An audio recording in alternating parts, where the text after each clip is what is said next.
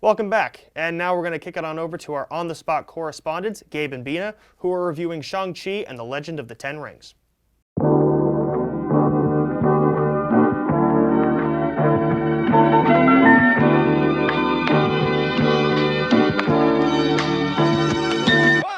Hi, I'm Gabe. I'm Bina. And today we're reviewing Shang-Chi and the Legend of the Ten Rings. Let's take a look at the trailer. Throughout my life, the Ten Rings gave our family power. If you want them to be yours one day, you have to show me you are strong enough to carry them.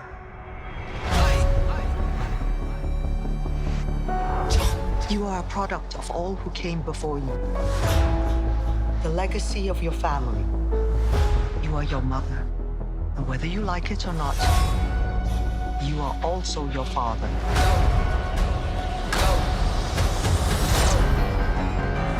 I told my men they wouldn't be able to kill you if they tried.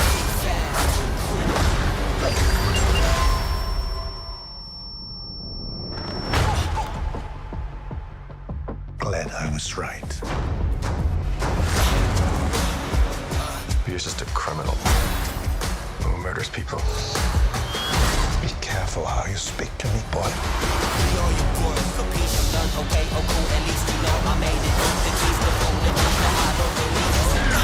thought I could change my name, start a new life. But I could never escape his shadow.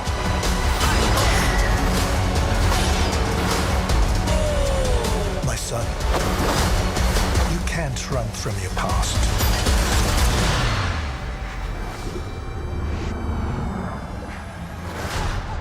Is this what you wanted?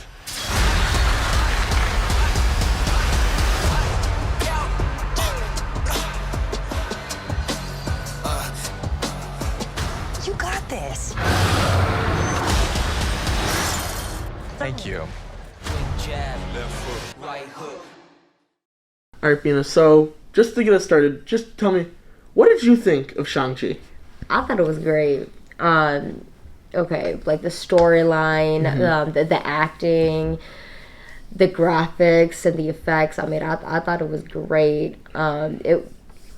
It was very well executed. It is. I think you can definitely tell that this is a destined Daniel Cretton movie. I think Kevin Feige sort of gave him more leeway than they give other directors to make this movie. And you can tell there's some stylistic choices that I love, and this feels unique from almost any other MCU movie, and I think that's one of the reasons it's so good. Are there any things about it that you really didn't like? Because I know that this movie has been pretty popular, but there's some people who claim there are a few issues with it. Do you have any issues with this movie? Yeah. Really off the top of my head, my only issue was Awkwafina. Now, I know some people love her. I mean, I don't know. Awkwafina, I don't think she was really needed in this film. I think what I think they wanted her for was just to have a little humor in it. And I honestly think the film would have been okay without her.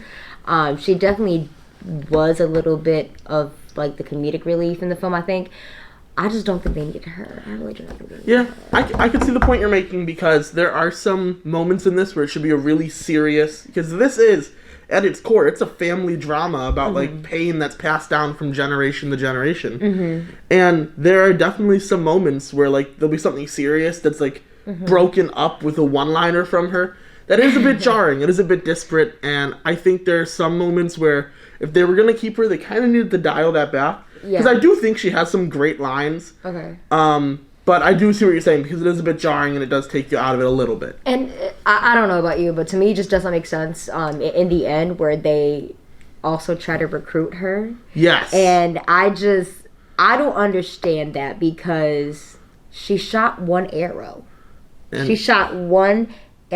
So that's That's my thing. Yes. You shot one arrow, and now they want to recruit her. If anything, recruit his sister. Yeah, I remember sitting there and thinking, like, she's been doing archery for one day, and she just killed the villain that no one's been able to kill for hundreds of years. With luck. Yeah. Oh, okay. With luck. Kind of speaking about that end, and they're killing that villain. This movie, my only issue with it is that it feels like two pretty disparate halves. You have a martial arts film for almost a lot of it, and you've got this big, almost fantasy. The end feels like it belongs in the MCU. You've got two dragons fighting each other. Yeah. Do you think that's good, bad? What are your thoughts on that? I mean, I don't know if my thoughts are really valid. So I feel like there's a lot about just Marvel movies because I have never read the comics. Okay. So, have you? Oh, almost exclusively. I'm a big nerd, so. Okay, so I don't know how I feel about that. I guess I don't really have an issue, but what are your thoughts on that? So, I think that they kind of rushed it a little bit. Okay. The fight scene on the bus, I think, is going to go down as one of the best fight scenes in the MCU. I think it is so claustrophobic. It's so much fun. It's kind of a throwback to the old Jackie Chan martial arts movies. But as they progress to this big, epic, almost endgame level showdown, it feels rushed. And I think that's something that belonged to more in, like, Shang-Chi 2. Okay. Than this one. It's not bad. I mean, it's an awesome fight. Like, I'm not going to complain about seeing dragons fight each other. But it didn't feel quite earned. Yeah. I guess I would say my issue is with it. It's not bad, could be better. It was a lot.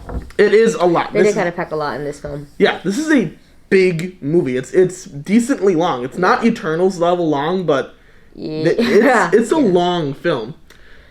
Speaking of martial arts too, let me just say they did pretty well on that. Oh yeah. Given my background on just like watching actual like international like legit martial arts films from China, etc., they did pretty well. Yeah. They did pretty well with the martial arts in this film. Yeah, well, there's definitely the fact that Shang-Chi doesn't wear a mask meant Simu Liu had to do a lot of training. And you can tell, and that kind of lends authenticity to it. Because, like, when we see him fighting people and we see him actually taking people down, it's nice to see that, like, the actor actually knows what he's doing. Yeah. And I think a lot of people did just, like, say it was great that Shang-Chi had already been grown up with all of these skills, and it's not like he just magically got all of these martial arts skills. Yeah, I agree with you on that one. All right, so we've reached the end of our discussion. On a scale from 1 to 10, what would you rank Shang-Chi? 10. Let me give it a 10. I am going to go pretty close to you. I've got to give it a 9.5. Okay. Not much reaches the actual 10 for me, but I think this is not only a top 10 MCU movie, I think this might be one of my favorite movies of the year. Anyways, let's throw it back to the studio.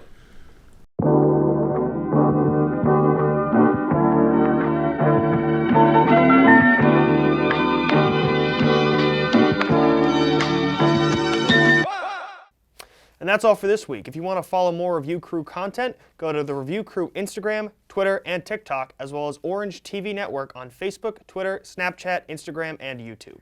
Find the Review Q's podcast on Spotify or on our website at orangetvnetwork.syr.edu, where you can also find our blog and more OTN information. Check out this week's screening hosted by University Union, Ghostbusters Afterlife. Also, be sure to check out Friday Night Movie Night on OTN. This week's movies are The Brain That Wouldn't Die, Father's Little Dividend, and Little Shop of Horrors. See you next week.